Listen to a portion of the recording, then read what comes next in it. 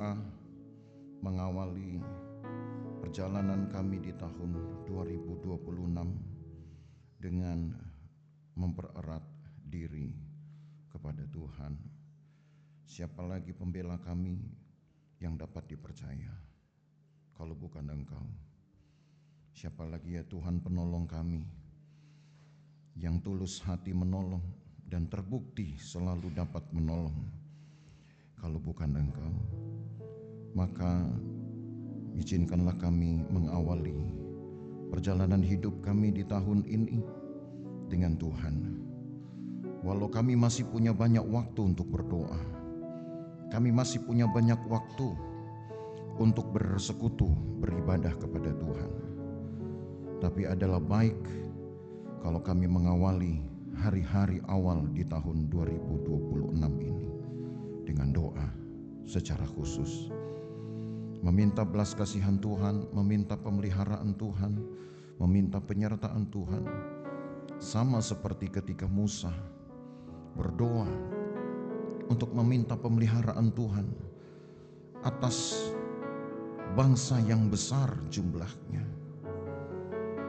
Musa sebagai pemimpin tidak berani untuk melakukannya seorang diri. Maka ia berkata, ia berdoa kepada Tuhannya, kalau Engkau tidak menyertai, maka kami tidak akan pergi, kami tidak akan menjalani padang belantara yang masih misteri.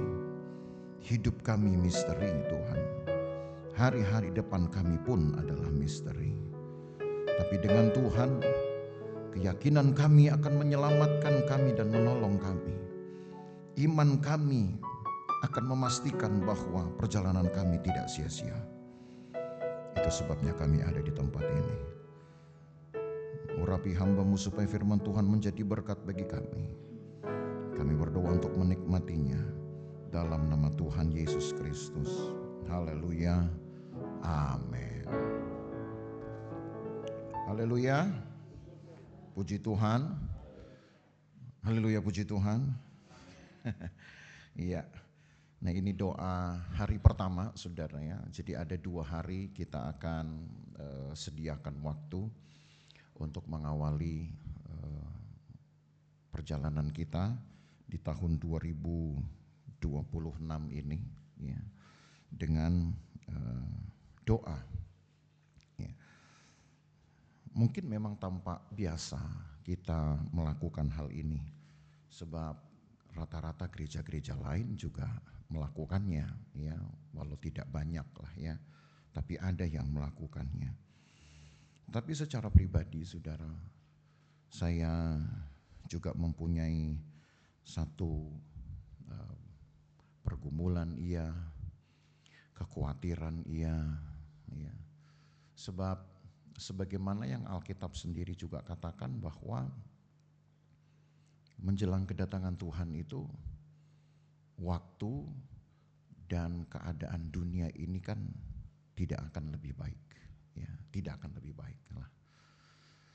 Walau banyak orang yang masih berusaha untuk mengoptimiskan dirinya, memberi semacam penerawangan gitu, bahwa tahun ini masih oke lah, masih bisa kita gapai ya.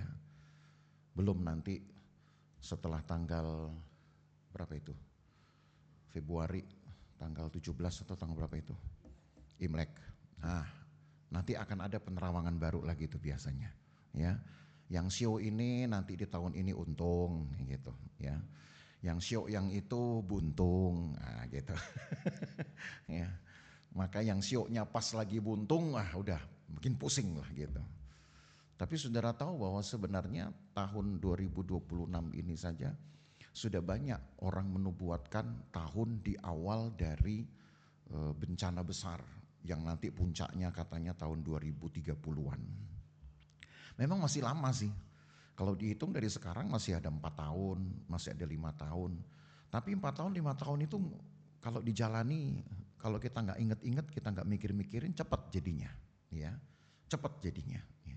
Tapi kalau diinget-inget juga malah jadi susah kitanya. Susahnya adalah bahwa hidup kok jadi jadi seperti ini gitu ya. Jadi nggak enak untuk dinikmati. Nah, belum lagi berita-berita saudara pasti dengar gitu ya. Ada negara adik kuasa sudah mulai menyerang negara kecil. Hanya gara-gara negara kecil ini nyimpen minyak. Minyaknya ternyata lebih banyak dari jumlah minyak yang ada di negara-negara Arab. Nah, gitu. Kebakaran jenggot. Gitu ya. Lalu muncullah keinginan untuk menguasai. Yang satu nggak rela melepas perang. Ini kalau perang sudah dimulai dengan rebutan minyak, percayalah saudaranya, pasti imbasnya itu ke kita juga. Gitu. Kita butuh minyak nggak kayak mereka-mereka, gitu, yang butuh tangki-tangkian. Kita butuh itu paling 1 botol sehari, gitu. 1 galon seminggu. Tapi ngedapatnya itu bisa aja susah sekali. Akan terjadi seperti Alkitab bilang, secupak gandum sedinar harganya.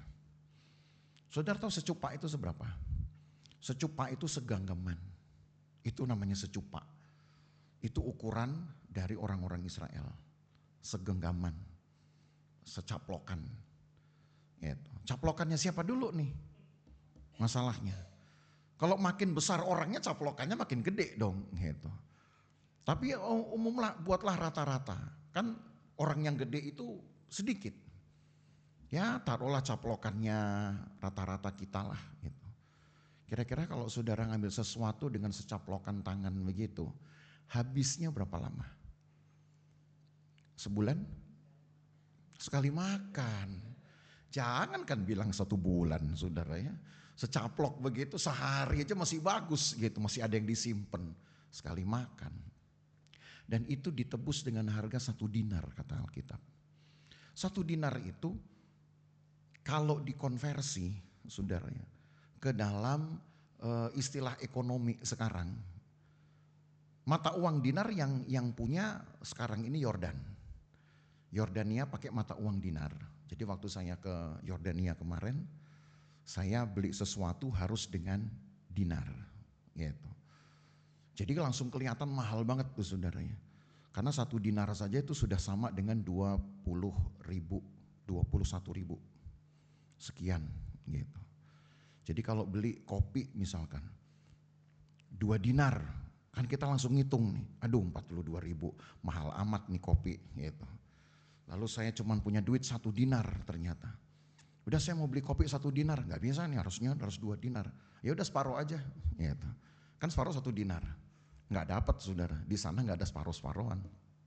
Jadi bukan masalah mata uang ya. Tetapi kalau dalam istilah ekonomi itu adalah sama dengan upah minimal seseorang. Tapi dihitungnya bukan bulanan. Kalau UMR itu kan di Indonesia dihitungnya bulanan. Kalau dulu di Israel itu dikenal upah harian. 1 hari. Upah minimumnya 1 dinar. 1 hari. Lalu 1 dinar ini hanya bisa kebeli gandum, bayangkan aja nasi yaitu beras, 1 caplokan. Kita udah keringatan saudara, udah sakit-sakitan untuk kerja 1 hari, yang didapat hanya segenggam makanan. Sebutlah begitu. Mahal apa murah itu kira-kira? Mahal. Mau nambah bisa, tapi nambah lagi 1 dinar. Kalau orang itu hanya dapat duitnya per hari, dia gak bisa nambah saudara. Kan dia mesti ngutang dulu. Karena dia baru dapat 1 dinar baru besok masalahnya. Tapi orang yang punya banyak duit mungkin bisa, tapi lama-lama uangnya akan cepat habis. Kenapa? Ya karena biaya hidup pasti tidak akan terkejar sudah dengan jumlah tabungan. Masa seperti itu akan datang. Dan kalau masa seperti itu datang, kira-kira apa yang saudara bisa buat? Mau ngomel, mau minjem uang.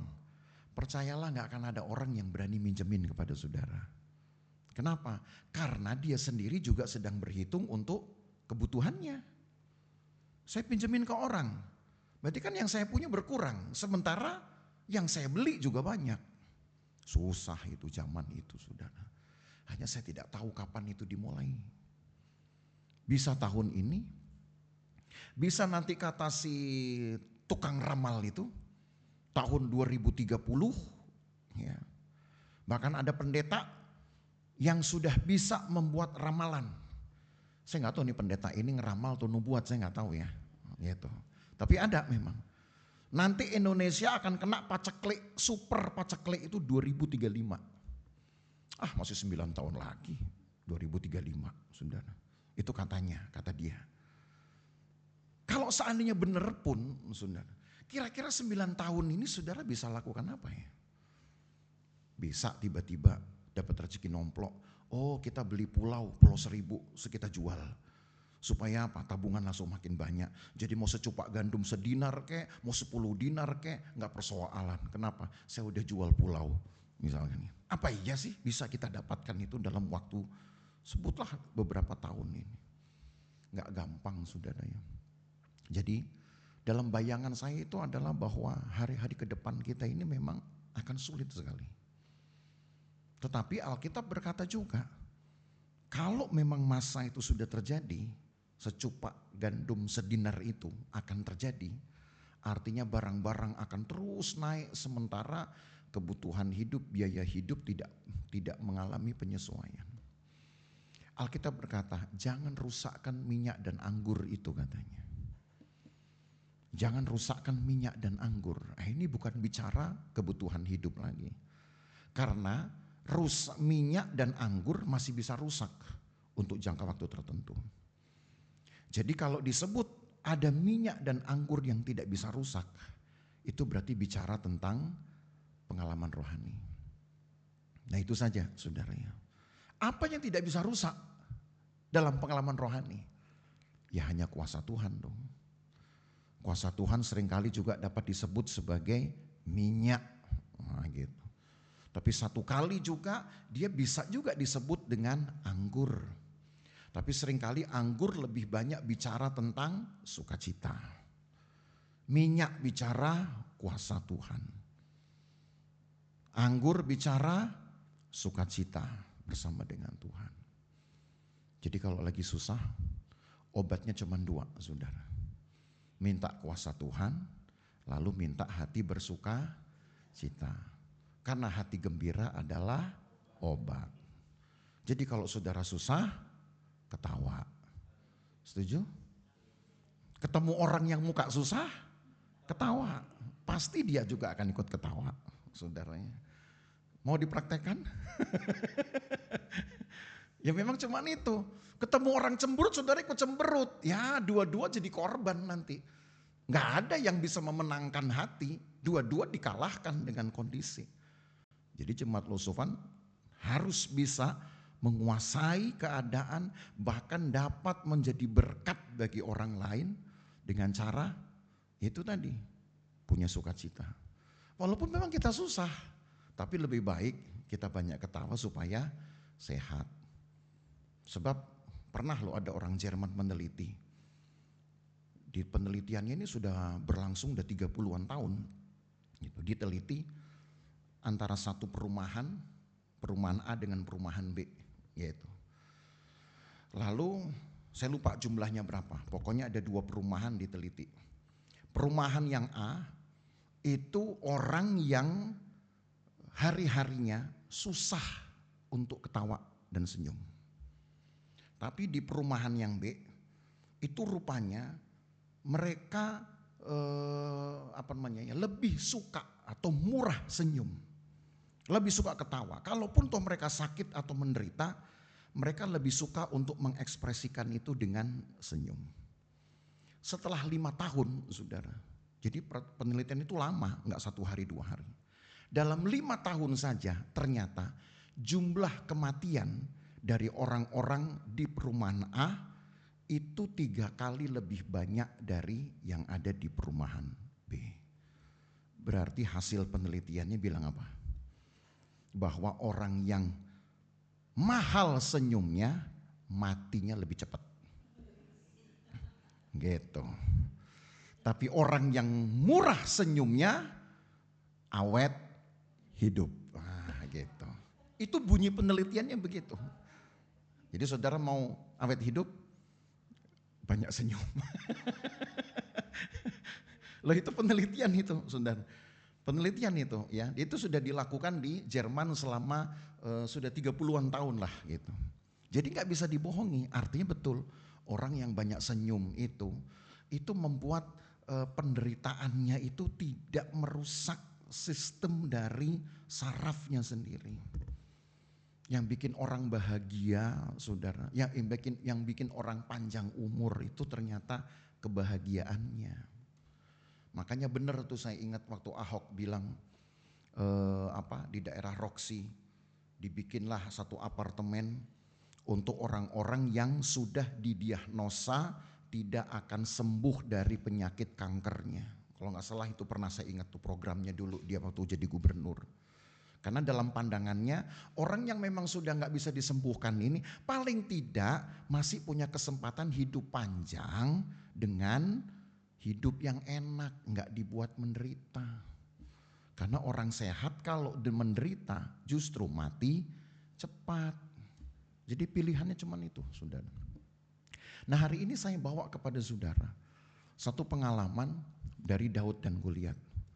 Ini nyambung dengan khotbah hari Minggu kemarin. Ya. Anggaplah saudara Goliat ini mewakili satu keadaan di dalam hidup kita itu yang selalu tampak besar. Raksasa dia. Goliat itu raksasa gak sih? Raksasa itu mungkin saudara karena memang Alkitab berkata tingginya gak wajar. Lalu kuatnya dia itu juga gak wajar atau di atas rata-rata. Saya bayangkan begini, mari kita baca saudara ya, supaya saudara punya bayangannya. 1 Samuel pasal yang ke-17. Jadi dengan membaca ini saudara bisa terbayang betapa kuatnya si raksasa ini. 1 Samuel 17 dari ayat 1 sampai ayat 7. 1 Samuel pasal 17 dari ayat 1 sampai ayat 7. Orang Filistin mengumpulkan tentaranya untuk berperang. Mereka berkumpul di Soko yang di tanah Yehuda dan berkemah antara Soko dan Aseka di Efes Damim. Saul dan orang-orang Israel juga berkumpul dan berkemah di lembah Terbantin. Mereka mengatur barisan perangnya berhadapan dengan orang Filistin. Jadi ini muka ketemu muka, ya, hidung ketemu hidung nih. Ayat 3. Orang Filistin berdiri di bukit sebelah sini dan orang Israel berdiri di bukit sebelah sana. Dan lembah ada di antara mereka. Jadi memang masih dipisahkan lembah. Karena ada waktu sebelum mereka akan berhadapan, ya, adu senjata. Ayat yang keempat, lalu tampillah keluar seorang pendekar dari antara orang Filistin. Namanya Goliat. Ya, ini setnya go. Ya, Goliat gitu ya. Bukan orang Israel nih. Nah, Goliat dari Gad tingginya 6 hasta sejengkal. Tuh, kalau saudara cuman membaca berdasarkan ayat ini bingung 6 hasta sejengkal. Sejengkal itu begini nih sejengkal. Atau 1 telapak kaki dari jempol sampai tumit itu sejengkal. 6 hasta sejengkal itu sama dengan ukuran orang Indo itu 2,75 meter. Jadi saya pengen tahu tinggi ini berapa ya? Ya Bugem ya. Tinggi ini berapa ya? Lupa ya kita ya. Ya 2 meteran lebih kan? Tinggi ini saudara. Jadi saudara bayangin Goliat tuh segitu tuh. Kepalanya mentok. Ya, karena tingginya 2,75 meter. Nyaris hampir 3 meter. Jadi kalau pernah dulu ada pebasket NBA itu Amerika yang namanya Michael Jordan. Itu masih kalah tinggi itu. Karena dia cuman tingginya hanya nyaris 2 meter. Belum sampai 2 meter. Ini 2 meter lewat, 2,75 tinggi. Saudara mau salaman sama dia juga gak bisa. Ya. Mesti naik tangga tuh, atau dia yang bungkuk. Ya. Mau salaman aja repot. Makanya untung saya tingginya segini aja saudara. Kalau makin tinggi lagi saya repot, kita mau salaman aja. Ya, mau salaman aja sampai mesti urut-urut punggung nanti. Ya. Repot dah. Itu baru tingginya ya, 2,75 meter. Lalu ayat 5, ketopong tembaga ada di kepalanya. Dan ia memakai baju zirah yang bersisik. Bersisik itu artinya ada ada satu benda yang tajam-tajam keluar gitu saudaranya. Jadi dibuat semacam kayak berenda, tapi rendanya itu memang tajam. Tujuannya kalau orang mau mendekat ke dia pasti akan kena dulu nih dengan baju zirahnya yang bersisik ini. Jadi memang orang ini udah sulit untuk didekati. Lalu yang menarik adalah berat baju zirah ini 5.000 shikal tembaga. Nah gitu, kalau saudara mau tahu dalam ukuran kita 5.000 shikal ini setara dengan 57 kilo. Pernah lihat orang angkat besi, atlet angkat besi, sampai ke 57 kilo aja itu saudara sudah bisa bikin orang ini masih harus ambil napas dulu. Keangkat sih keangkat gitu. Tapi nggak bisa langsung kayak ngangkat yang ringan-ringan gitu. Apalagi ngangkat ke atas. Gue lihat make saudara baju ini 57 kilo. Udah tingginya hampir 3 meter. Lalu bajunya aja 57 kilo. Saya nggak tahu saudara kalau kita pakai baju, pernah nggak saudara timbang baju saudara? Ya. Kalau saudara liburan pergi bawa baju 1 koper, pernah nggak ukur timbang? Berapa kilo itu? Paling 10 kilo. Nah pakein semua itu. Itu baru 10 kilo, baru 1/5-nya gue lihat. Tapi itu aja udah berat kan saudara. Jadi saudara tahu bahwa gue lihat ini memang kuat. Baju yang seberat itu aja buat dia masih gak apa-apa. Ditambah lagi ayat yang ke-6. Dia memakai penutup kaki dari tembaga dan di bahunya ia memanggul lembing tembaga. Lembingnya ini ayat 7, gagang tombaknya seperti pesa tukang tenun. Nah itu yang kemarin saya bahas. Lahmi juga menggunakan itu. Goliat yang satunya, raksasa yang satunya. Itu juga menggunakan pesa, tukang tenun. Itu dijadikan tombak. Kalau saudara lihat tombak yang biasa, itu kan paling ya hanya segede tiang bendera lah kali ya. Tiang bendera kita yang diganggang ini kan paling segitulah. Tapi pesa itu saudara, itu lebih besar, diameternya saja itu bisa 5 sentian diameternya. Berarti gede dong itu. Saya bayangkan tuh kayak apa kalau di sini itu ya. Belum ada ya. Lebih gede lah dari itu. Itu paling cuma 2 senti itu. Apa yang tiang ini sudah. Pesa. Itu adalah satu alat yang nanti akan dililitkan pada kain-kain untuk menenun, untuk membuat apa itu, membuat kain tenunan. Ya saudara bayangkan kayak ibu-ibu di desa kalau menumbuk padi itu pakai itu jadi gagang tombaknya. Beratnya saja itu sudah ya sama kurang lebih dengan 7 kilo lebih di bawah itu, di bahunya. Dan itu nggak cuma satu. Karena umumnya para pendekar-pendekar ini akan membawa tombak itu lebih dari satu. Sebab jaga-jaga kalau satu nggak kena sasaran, dia masih punya cadangan. Jadi sudah bayangkan ya, betapa kuatnya Goliat ini. Ini di sekolah minggu belum ada loh cerita begini, saudara. Cuma di sekolah minggu diceritain Goliat itu badannya besar, udah. Tapi ukurannya kan baru saudara yang tahu. Anak sekolah minggu belum tahu. Nanti saudara kasih tahu sama anak-anak saudara. Oh ternyata Goliat itu nggak cuma besar ya, tapi kuat, kuat betul-betul kuat. Yang artinya belum tentu yang dia bawa, yang dia pakai bisa kita pakai. Itu musuh Israel saudara, menakutkan sekali. Dan begitu beratnya, begitu besarnya, seolah memang udah terbayang gak ada orang yang akan bisa mengalahkannya.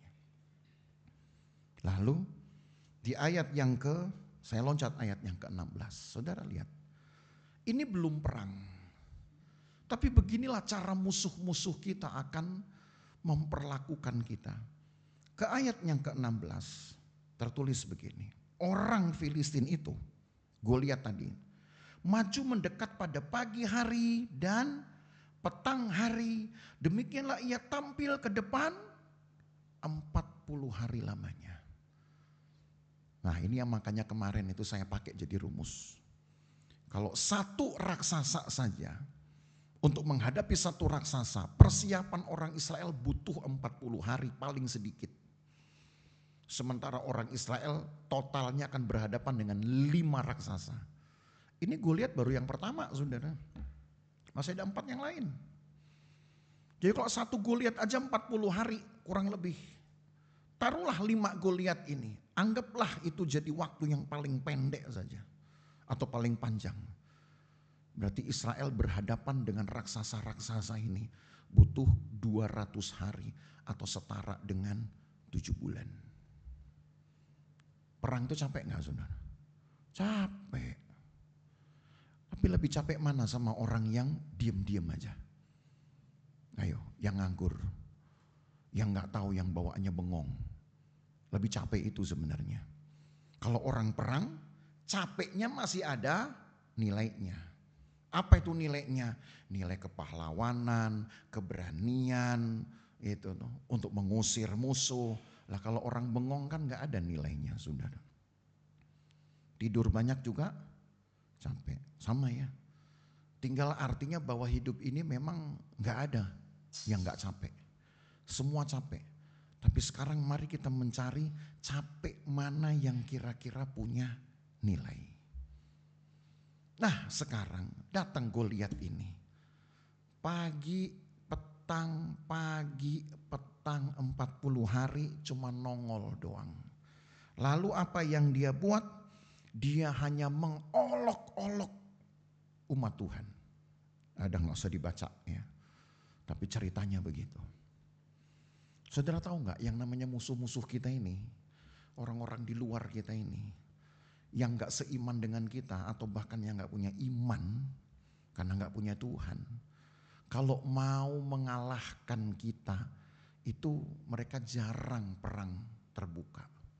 Kenapa? Karena mereka tahu kalau sekali orang Kristen melepaskan doanya, itu jaminan mutu. Betul gak? Doa orang benar itu besar kuasanya. Ada musuh, saudara bilang, dalam nama Yesus, keluar, hancur, hancur dia. Karena memang orang percaya punya kuasa itu. Tapi kalau kemudian musuh kita ganti strategi, dia gak perang terbuka dengan saudara. Supaya gak ada kesempatan saudara berdoa. Saudara dijelek-jelekin dulu, saudara diteror dulu. Nah disitulah baru kadang-kadang orang Kristen makin lama makin lemah, makin kalah. Kalau perang terbuka percayalah kita menang, saudara. Apalagi kita semangat baru pulang gereja. Wah gitu. Masuk ke gereja aja setan kita tengking, ya kan? Betul kan? Saudara masuk gereja setan ditengking gak keluar? Tengking gitu. Walaupun kita gak pernah berdoa. Tapi mungkin sudah dalam hati, hai setan keluar, ini tempat hadirat Tuhan. Setan nunggu di luar. Ya, karena dia kan disuruh keluar. Ya, saudara gak suruh dia gentayangan sih gitu. Karena dia keluar, dia tunggu di luar. Ya. Saudara keluar, itu persoalan. Kita keluar dari gereja ada persoalan. Kenapa? Ketemu setan yang nungguin saudara. Ini nih yang ngusir gue tadi nih. Macem-macem lu sama gue ya gitu. Makanya kalau saudara ngusir setan, usir dia jauh-jauh. Jangan cuma usir dari ruangan ini. Jauh, sejauh yang kita gak mau kejar gitu. Ya. Nah itu lebih berbahaya loh saudara. Karena dunia tahu Allah kita besar. Tapi yang dunia tahu juga ketekunan kita yang seringkali kecil. Ini saya mau garis bawahi sama saudara ini. Musuh-musuh kita tahu Allah kita hebat. perkasa. Makanya mereka nggak mau perang terbuka karena pasti mereka kalah. Kita pasti menang. Tapi musuh-musuh kita juga tahu Allah kita besar, kadang iman kita yang kecil. Kadang ketekunan kita yang kecil. Kadang keberanian kita kecil. Makanya diteror pelan-pelan. Supaya kita nggak ingat lagi kalau kita punya Tuhan. Yang kita ingat adalah musuh kita. Wah, harus saya balas nih. Nah gitu tuh. Ujung-ujungnya itulah yang menunjuk, yang membuat iman kita akhirnya jadi rapuh. Jadi hati-hati Bapak Ibu Saudara. Dunia tahu betul Allahnya kita besar. Tapi dunia juga tahu kadang gereja Tuhan, orang percaya itu hatinya enggak besar. Doanya enggak besar. Nah, ini mesti waspada ini. Kalau cuma menang di Tuhan yang besar, ya itu kan cuma artinya pujian kita aja. Karena memang Allah kita besar. Jatuhnya hanya di pujian kita saja. Tapi bagaimana orang kemudian bisa ikut memuji kita, bisa ikut bahkan segan dengan kita. Jangan sampai loh kita melukai si anak Tuhan ini. Wah, nanti Tuhannya bisa bela kita. Nah itu. Yang seperti itu, kesaksian seperti itu yang harus saudara hidupkan di tahun 2026 ini. Jangan cuma Allahnya saja yang besar, tapi buatlah hati saudara besar. Nah, hati yang besar ini sayangnya gak ada di barisan orang Israel yang 40 hari lagi nungguin. Gak tahu nungguin apa. Saya percaya pada akhirnya mereka hanya menunggu seseorang yang berani, yang mereka sendiri belum tahu. Dan orang yang berani ini baru muncul nanti belakangan. Munculnya pun sebenarnya tidak disengaja. Karena tiap-tiap hari orang yang disebut si pemberani ini cumalah penggembala domba. Itu ada ayatnya saudaranya. Kita baca di ayat yang ke mana dia ya? Jadi hilang itu, saya tandain.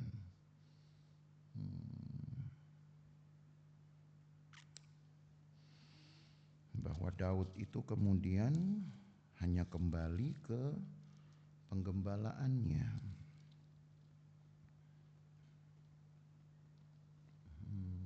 Ayat 15. Atau kita baca dari ayat 12-nya dulu ya, sampai ayat 15. Karena tadi kita langsung ayat 16 sih. Daud adalah anak seorang dari Efrata, dari Bethlehem Yehuda yang bernama Isai.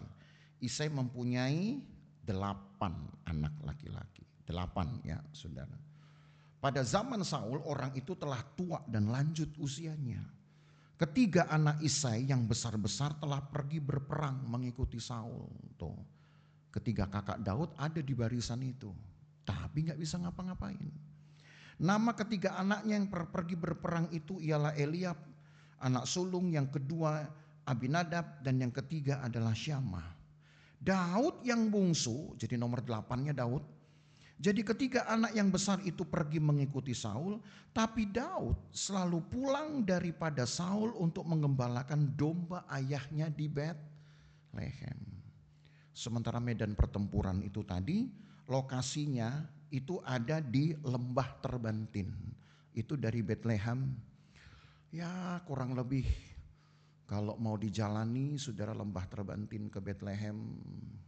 Ya mungkin sekarang sekitar 5-7 kilo. Cukup jauh ya. Cukup jauh. Jadi di garis peperangan itu Daud nggak ada. Tapi kakak-kakaknya ada. Daud malah menggembalakan domba. Nah itu kan berarti dalam 40 hari Daud itu belum ada di situ. Tapi orang Israel 40 hari juga gak berani bergerak. Dan Goliat pun lebih memilih daripada perang terbuka.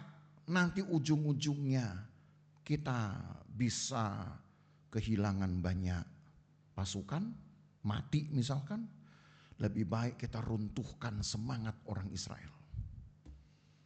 Jadi musuh terbesar kita itu kan cuma satu pada akhirnya saudara, yaitu telinga dan hati. Itu musuhnya. Percayalah saudara, gak ada yang bisa mengalahkan orang Kristen. Gak ada yang bisa mengalahkan anak Tuhan. Karena anak Tuhan itu punya pelindung adalah Tuhan yang besar. Tapi satu-satunya yang bisa mengalahkan iman kita, kekristenan, itu cuman telinga dan hati. Begitu dengar sesuatu, bawaannya langsung sakit hati. Dengar sesuatu, bawaannya langsung makan hati. Dengar sesuatu, bawaannya langsung luka hati. Tuh banyak tuh urusan hati saudaranya. Mulai dari pahit hati, apalagi luka hati, sakit hati. Gitu. Kalau makan hati enak sebenarnya, harusnya enak. Tapi kalau makan yang dimakan hati kita jadi nggak enak saudaranya. Kalau hati ayam enak yang dimakan, beda. Jadi urusan hati ini yang bisa mengalahkan kekristenan. Dan Goliat tahu itu. Makanya itu yang dicecar, yang diserang. Nah Allah berkemurahan hati sehingga waktu 40 hari itu sebenarnya juga masa tunggu buat Daud. Sekali waktu kemudian Daud dipanggil bapaknya. Nah mari kita lihat ayat 17. Isai berkata kepada Daud anaknya, ambillah untuk kakak-kakakmu bertih gandum seeva dan roti yang 10 ini. Bawalah cepat-cepat ke perkemahan kepada kakak-kakakmu. Dan baiklah sampaikan keju yang 10 ini kepada kepala pasukan 1000. Tengoklah apakah kakak-kakakmu selamat dan bawalah pulang suatu tanda dari mereka. Saul dan mereka itu dan semua orang Israel ada di lembah terbantin tengah berperang melawan orang Filistin. Tapi belum perang ini. Masih sama-sama nunggu. Makanya Isai pikir udah perang. Disuruhlah Daud, tolong kasih tahu ya, nanti laporin ke saya. Udah gimana kondisinya, perangnya sampai di mana. Karena kan dulu belum ada SMS saudara, belum ada WA. Ya, belum ada YouTube. Lokasinya Daud sama apa istilahnya, garis depan perang itu cukup jauh, 7 kiloan. Jauh itu 7 kilo saudara. Itu sama kalau saudara jalan dari sini berarti ke apa itu? Ke Pancoran kali itu, 7 kilo itu. Jauh. Iya. Jadi gak akan kedengaran apa-apa, apalagi zaman dulu. Belum lagi banyak dengan hutan-hutan. Jadi Isai bilang, dah Daud lu pergi sambil bawa makanan. Disitulah Daud muncul, singkat ceritanya. Nanti sisanya saudara baca. Ketika Daud mau mengantar makanan ke kakak-kakaknya berdiri di barisan depan. Karena memang kakak-kakaknya Daud itu serdadu yang memang apa boleh dikatakan sangat disegani. Jadi ketika Goliat ini muncul, Daud itu tahu, Daud itu lihat, Daud itu dengar. Dan kemudian Daud yang sehari-harinya memang hanya habis dengan dirinya sendiri, dengan gembalaannya, dan dengan siapa kira-kira? Dengan domba-dombanya atau gembala? Dengan siapa kira-kira? Nah ini supaya saudara tahu, sepanjang Daud itu menjadi gembala domba, Daud sudah menuliskan paling sedikit ada 1005 Amsal atau 1005 Mazmur di dalam tradisi. Banyak ya. Jadi orang kalau menyendiri itu banyak inspirasi saudara. Makanya kalau saudara lagi tinggal sendiri, baca Alkitab. Siapa tahu tiba-tiba Tuhan kasih sesuatu. Gitu. Entah tiba-tiba kata-kata yang menguatkan. Entah tiba-tiba ada lagu, ada nyanyian. Itu bisa saja. Kalau sendiri jangan kemudian saudara nanti bikin kesibukan yang gak jelas. Gitu. Kalau sendiri ngapain kira-kira? Ya kalau sendiri saya main game aja deh. Ya kalau ABG. Kalau saudara main game masih bisa. Di HP. Masih bisa main game di HP. Ayo siapa yang bisa? Hah? Ibu-ibu masih bisa main game? Nggak bisa? Oh ya sudah. Kalau gitu nggak main game nggak ya? Main apa dong? Gitu. Nonton ya, nonton sinetron gitu. Oh nggak juga. Oh sinetron nggak masuk ya, di tangki nggak masuk ya sinetronnya. Bagus lah gitu. Kalau dulu ada di gereja ini, saudara, bisa masuk sinetron di gereja ini. Gitu. Jadi sambil ibadah dengar khotbah di HP-nya ada sinetron. Itu luar biasa itu saudara. Ya, di HP-nya ada pertandingan bulu tangkis. Ya. Di HP-nya ada pertandingan bola. Gitu. Padahal masih kebaktian. Itu nggak boleh. Nggak boleh ya di sini ya. Kalau mau nonton ke lapangan sekalian. Nah gitu. Nah ketika Daud mendengar ocehan Goliat, panas hatinya karena yang dia tahu tidak ada musuh yang berat selama dia menjadi gembala domba. Makanya dia bilang, nanti saudara baca, saya sudah nggak terusin bacanya lagi. Ketika dia menaruhkan diri kepada Saul, kalau nggak ada yang berani biar saya. Gitu. Saul bilang, ya anak kemarin sore, gitu. Ini masih ABG nih saudara. Tapi Saul bilang, ya sudahlah, kita coba aja, siapa tahu. Dikasihlah baju militernya Saul. Lalu Daud merasa itu semua terlalu berat, terlalu gede. Ya iya, karena memang Daud taunya hanya cuman pakai baju biasa aja. Tetapi ketika dia berhadapan dengan beruang-beruang dan binatang liar, kata Daud, yang bodinya bisa berkali lipat dibanding dombanya. Saudara pernah lihat beruang gak ya? Itu kalau dibanding domba, saudara, paling sedikit itu beruang itu gedenya 3 kalinya domba memang. Jadi buat buat Daud, musuh yang besar itu udah biasa. Yang 3 kali, 4 kali lebih besar dari ukuran yang umum buat Daud udah biasa. Apalagi dilihat Goliat. Buat Daud Goliat itu hampir mirip kayak beruang. Lalu Daud bilang, udah biarkan saya maju dengan cara saya. Nah ini berita baiknya. Ini pesan buat saudara. Mari kita lihat bagaimana cara Daud mau mengalahkan, mau berhadapan dengan Goliat ini. Saya loncat langsung ke ayat yang ke-40. Ayat 40. Jadi setelah dipakein baju-bajunya Saul kan gak ada yang cocok. Ayat 40. Lalu Daud mengambil tongkatnya di tangannya. Dipilihnya dari dasar sungai 5 batu yang licin. Dan ditaruhnya dalam kantung gembala yang dibawanya. Yakni tempat batu-batu, sedang umbannya dipegangnya di tangannya. Demikianlah ia mendekati orang Filistin itu. Jadi gak langsung, toh masih ada 40 hari kan. Apa yang Daud buat? Daud pergi ke sungai. Cari sungai terdekat yang di lembah terbantin itu. Lalu apa yang dia buat? Dia pilih 5 batu dari dasar sungai. Saudara pernah ya, nanti kalau sekali waktu saudara ke Israel, ya, saya pengen bawa saudara ke Israel, ya berdoa saja saudara ya. Kalau Tuhan buka jalan, wah satu-satu saudara saya bawa ke Israel, ya. Tapi tiketnya hanya sekali pergi, ya. Tiketnya nggak untuk pulang katanya. Pulangnya nanti tunggu Yesus datang.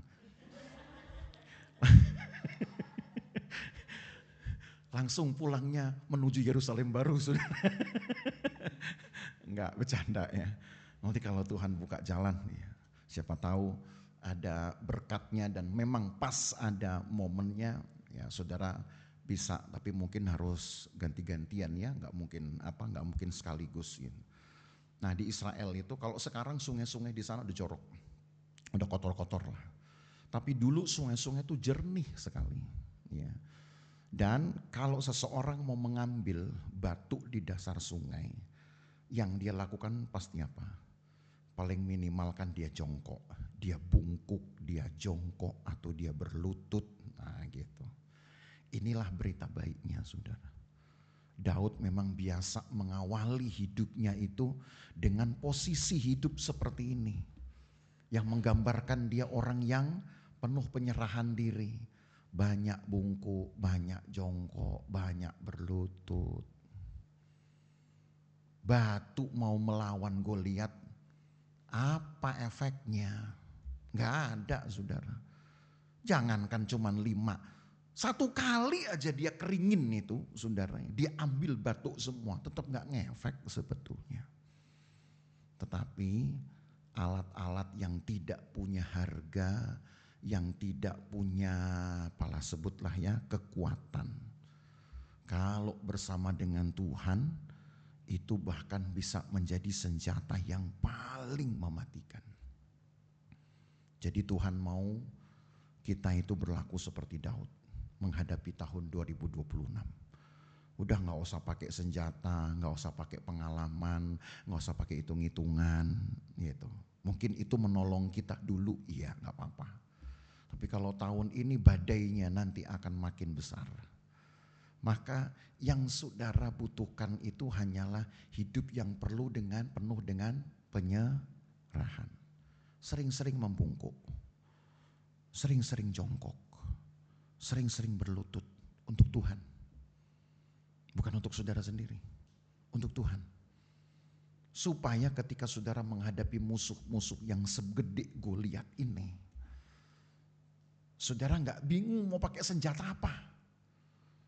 Karena tanpa senjata pun sebenarnya Daud bisa mengalahkan Goliat itu. Dan senjata kita memang sebenarnya ya hanya firman itu sendiri. Ya hanya doa itu saja sendiri. Tiba-tiba nanti musuh-musuh kita jatuh aja sendiri. Tiba-tiba musuh kita berhenti napas saja tiba-tiba. Ya.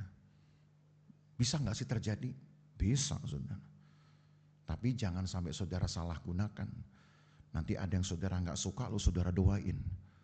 Tuhan Yesus, malam ini Tuhan bikin jantungnya berhenti. Itu namanya itu namanya doa. Itu bukan doa, saudara, itu ngutuk namanya. Ya, bukan itu. Doanya bukan doa minta mati. Doanya pujian saudara kepada Tuhan. Hal nanti Tuhan mau bikin apa dengan musuh kita urusan dia. Bukan urusan kita, saudara ya. Tapi percayalah bahwa tadi saya sudah bilang, dunia ini, musuh-musuh kita ini tahu bahwa Allah kita besar. Tapi mereka juga tahu hati kita yang kecil. Maka sekarang di tahun 2026 buatlah hati saudara yang besar. Buatlah iman saudara yang perkasa. Makanya saya kasih judul tuh.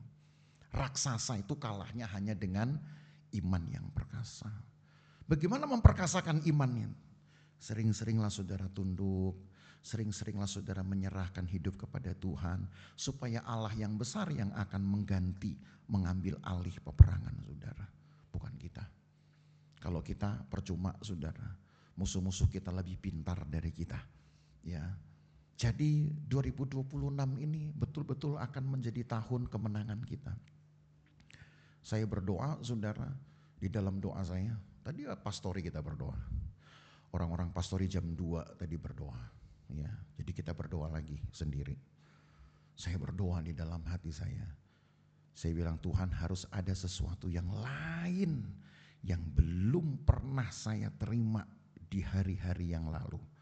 Harus ada pengalaman yang lain di tahun 2026 ini.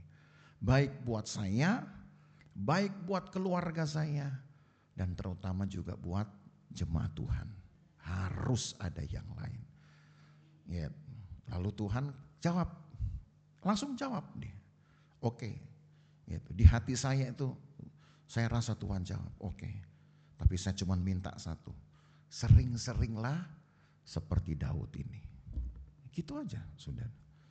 Jadi Tuhan gak bilang, oke siap, nanti besok saya kirim. Enggak, gitu. Besok saya antar, pakai apa? Yes, yakin esok sampai. Nah, gitu. Enggak ada itu, saudara. Tuhan taruh di saya, oke, saya kerjakan itu. Apa yang kau mau, yang kau doakan. Tapi sering-seringlah engkau berlaku seperti Daud ini. Bungkuk, berlutut, berdoa. Jangan bilang, aduh Tuhan saya gak punya waktu. Gak boleh. Kalau Tuhan bilang begitu juga gak punya waktu sama saudara. Saudara mau ngapain? Mau beli waktu? Gak bisa. Ya, jangan bilang, aduh Tuhan saking sibuknya saya nggak punya waktu. Nggak boleh. Itu yang Tuhan taruh di hati saya. Jangan pernah bilang nggak ada waktu. Sudah cukup waktunya. Tuhan kasih saudara cari uang, maka cari juga Tuhan. Cari uang boleh, cari Tuhan harus sama. Jangan cari uang tiba-tiba cari Tuhan nggak ada waktu. Nanti kalau Tuhan ambil waktu saudara, nah nggak ada lagi yang bisa kita buat. Jadi tahun 2026 ini pesannya, cari uang boleh, cari Tuhan harus lebih banyak. Setuju?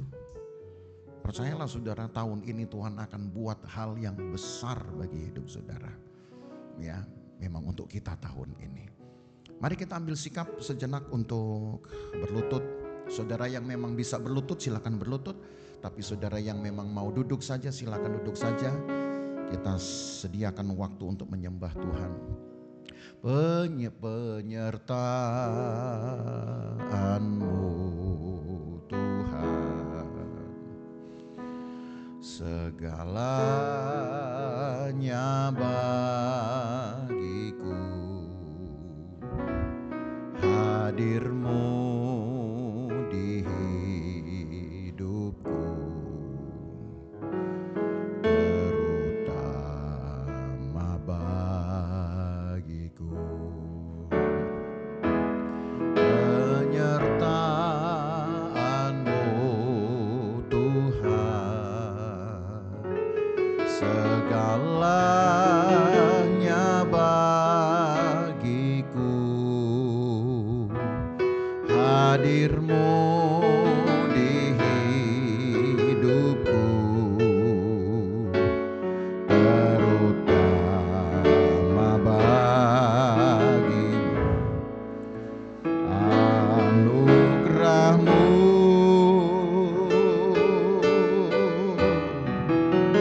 anugerah-Mu, semua karena anugerah-Mu, bukan karena kekuatanku.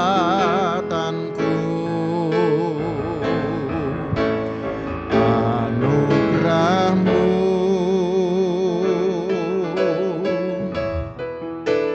anugerah-Mu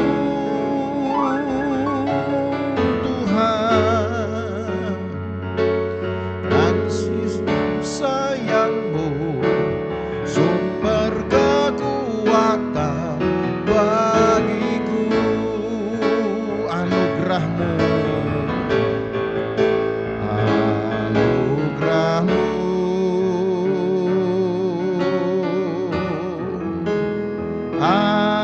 anugerah-Mu, semua karena anugerah-Mu, bukan karena kekuatanku.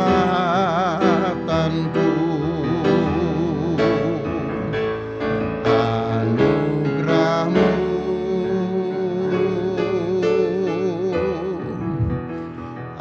anugerah-Mu Tuhan, kasih dan sayang-Mu, sumber kekuatan hatiku.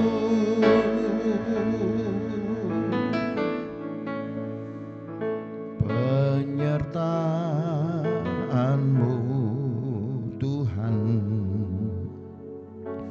segalanya bagiku. Hadir-Mu di hidupku, terutama bagi anugerah-Mu,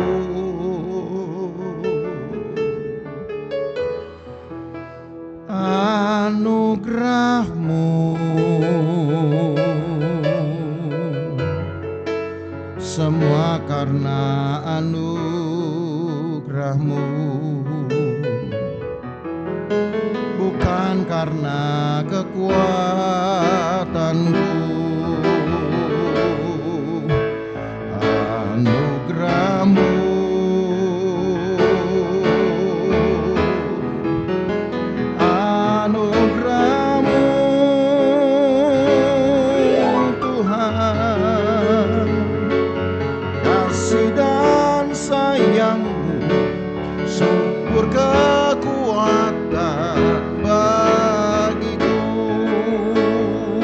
lagi anugerah-Mu, anugerah-Mu,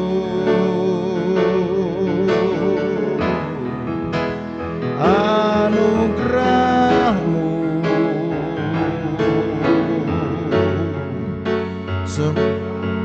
anugerah-Mu,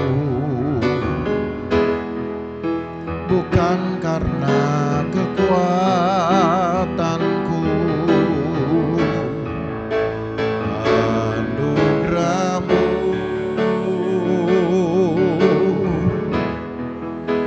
anugerah-Mu, Tuhan, kasih dan sayang-Mu, sumber kekuatan bagiku.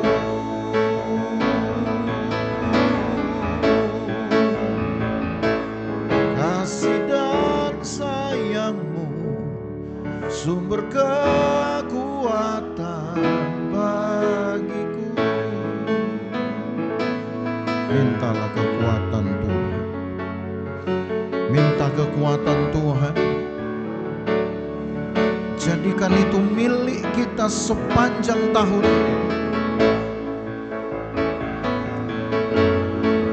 Haleluya, haleluya,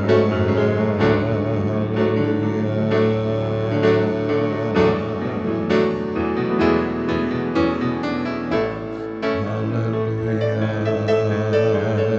Yesus.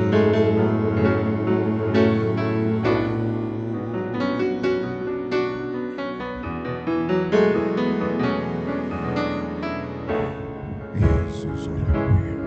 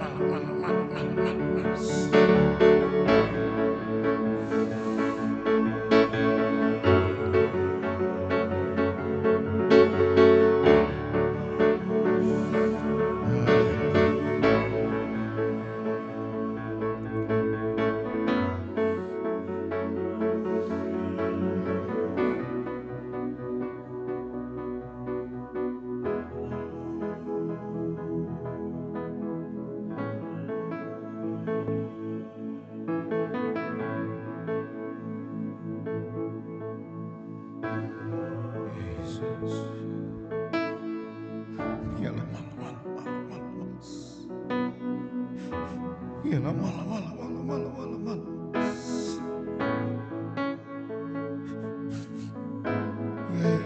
Yesus, haleluya, haleluya.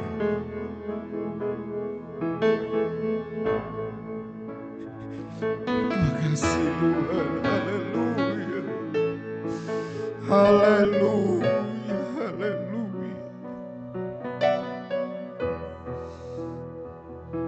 haleluya, haleluya.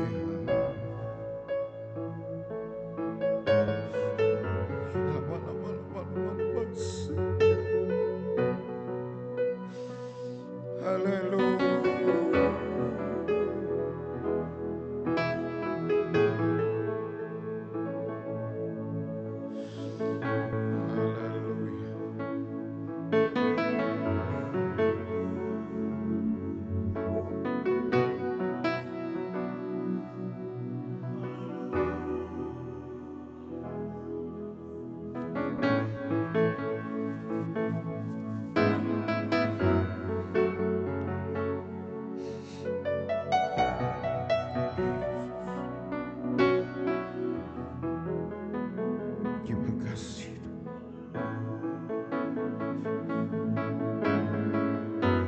Tuhan Yesus.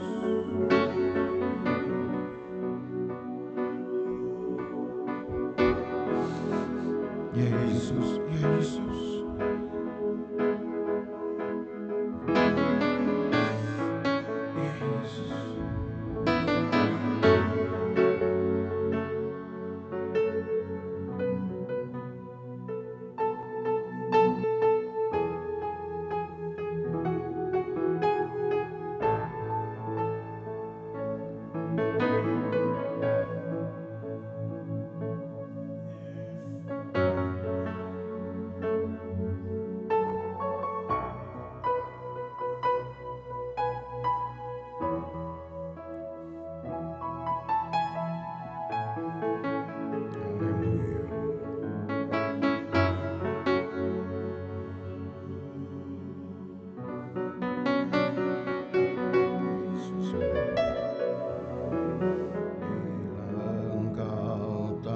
Besertaku,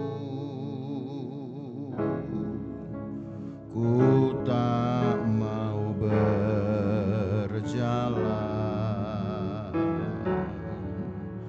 ku perlu Tuhan pimpin langkahku dengan kasih serun-Mu.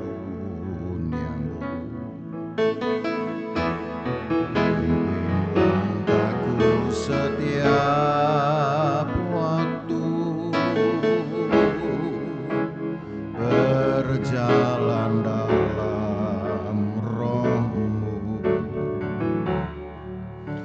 nyatakan Tuhan kemuliaan-Mu dan berjalanlah denganku.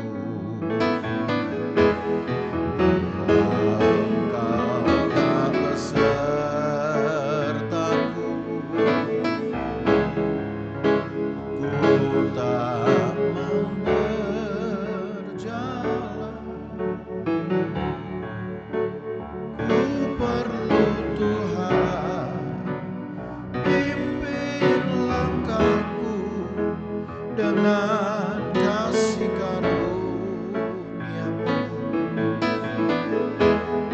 pimpin langkahku setiap waktu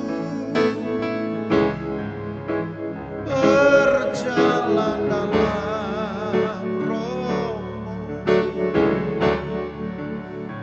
nyatakan Tuhan kemuliaan-Mu dan berjalanlah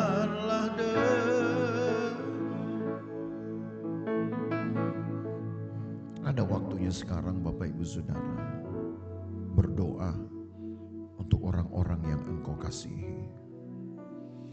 Letakkanlah di sana anak-anak kita, cucu-cucu mungkin, keluarga-keluarga saudara, atau bahkan orang-orang yang sudah melukai saudara.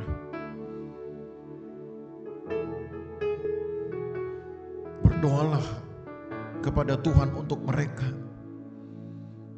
Apa yang sedang menakutimu? Takut tahun 2026 menjadi tahun di mana studi, pekerjaan atau karir mereka mengalami hambatan. Serahkan khawatirmu kepada Tuhan. Saudara sudah lihat, sudah dengar dari firman Tuhan. Bagi Daud tidak ada musuh yang tidak dapat dikalahkan. Orang lain menganggap Goliat adalah musuh yang menakutkan. Bagi Daud, dia tidak lebih seperti beruang atau binatang liar yang sudah biasa dia hadapi. Karena dia tahu juga bahwa besertanya ada kekuatan yang besar, yaitu Tuhan. Bapak Ibu Saudara, sekeras-kerasnya badai hidup menghantam kita, kalau ada Tuhan, Dia bisa menghalaukannya.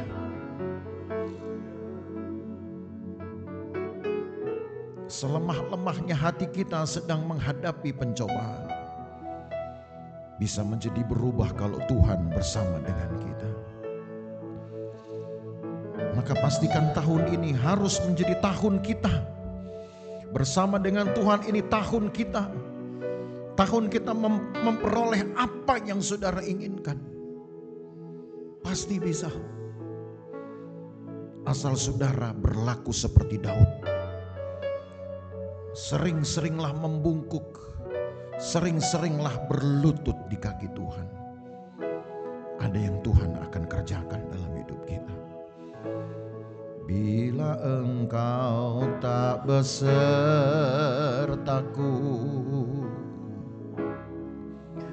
ku tak mau berjalan. Ku perlu Tuhan pimpin langkahku dalam kasih karunia. Pimpin langkahku setiap waktu, berjalan dalam Roh-Mu. Nyatakan Tuhan kemuliaan-Mu dan berjalanlah denganku. Lagi sekali, bila engkau tak besertaku, ku tak mau berjalan. Ku perlu Tuhan pimpin langkahku dengan kasih karunia. Pimpin langkahku setiap waktu, berjalan dalam Roh-Mu. Nyatakan Tuhan kemuliaan-Mu dan berjalanlah denganku. Nyatakan Tuhan kemuliaan-Mu dan berjalanlah denganku. Yesus, dengarlah seruan kami Tuhan. Dan betul-betul kiranya lirik ini menjadi seruan hati kami setulus-tulusnya. Kami tidak mau berjalan tanpa Tuhan tahun ini. Makin banyak hal yang tidak pasti dan menakutkan. Kalau mengikuti berita-berita yang ada, makin tidak pasti dan menakutkan. Tapi tidak kalau kami memulai dengan Tuhan. Tuhan pasti dapat mengubah. Bahkan lembah kekelaman dapat Engkau ubah menjadi padang rumput yang hijau. Mata air kering dan tandus dapat Engkau ubah menjadi sumber mata air baru yang melegakan. Kiranya tahun ini firman yang berkata bagi Tuhan tidak ada yang mustahil bukan hanya slogan kami, tapi betul-betul pengalaman kami. Betul-betul pengalaman kami. Tolong ya Tuhan umat-Mu, jemaat-Mu. Kiranya kami dengan jumlah yang tidak seberapa dapat berbuat banyak dan menjadi kesaksian besar dan heran bagi sekeliling kami. Dan membuat Tuhan akan menuai jiwa-jiwa juga dengan banyak pada akhirnya. Terima kasih Tuhan Yesus. Lindungi jemaat Tuhan ini di dalam aktivitas mereka sehari-hari. Keluar dari rumah mereka untuk mencari rezeki, untuk bekerja. Masuk lagi ke dalam rumah mereka untuk beristirahat. Tuhan pagari selalu, hindarkan dari bahaya, celaka dan perbuatan jahat orang lain. Pelihara juga seisi rumah. Pelihara juga anak-anak, cucu-cucu, keluarga saudara, maupun juga kerabat kami yang lain. Pelihara mereka Tuhan. Hamba-Mu serahkan jemaat Tuhan dalam tangan-Mu.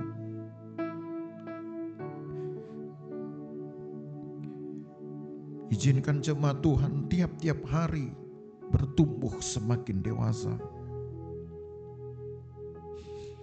Tuhan, boleh kami berharap bahwa tahun ini kuasa Tuhan akan bekerja lebih hebat di gereja ini melalui jemaat Tuhan yang ada.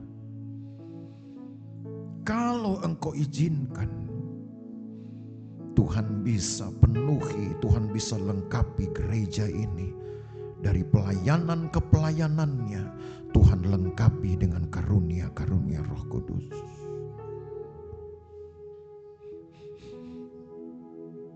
Dengar seruan kami Tuhan.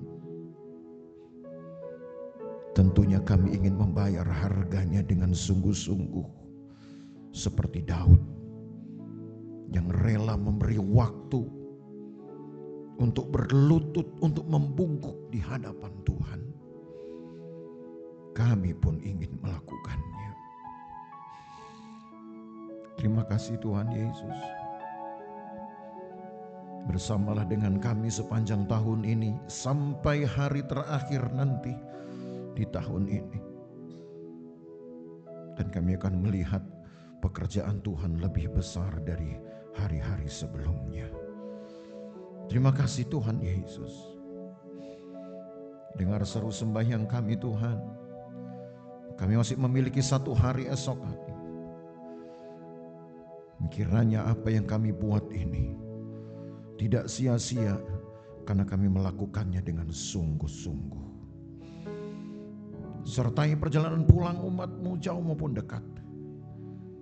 Tibakan dengan sejahtera, dengan selamat dari Tuhan. Terima kasih banyak Tuhan Yesus. Maka sekarang Bapak Ibu Saudara pulang ke tempat masing-masing dengan membawa berkat dari Allah Bapa, kasih sayang di dalam persekutuan dengan anaknya Yesus Kristus, dan penyertaan Roh Kudus memelihara kita dari hari ini sampai selama-lamanya. Dan berkat ini kita terima di dalam nama Tuhan Yesus Kristus. Haleluya. Amin.